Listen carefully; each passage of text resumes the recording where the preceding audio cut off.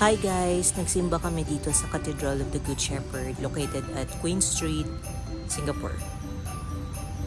So, it's one of the church na lagi naming pinagsisimbahan and I consider it as one of the beautiful church here in Singapore.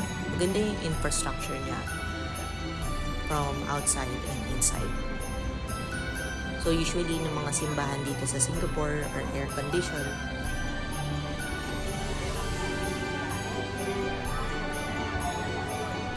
Mga 30 minutes kami dumating before the mass, pero hindi pa rin kami nakaupo sa loob kasi maraming nagsisimba.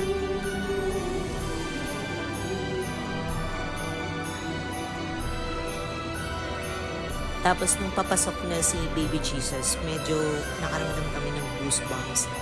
Siguro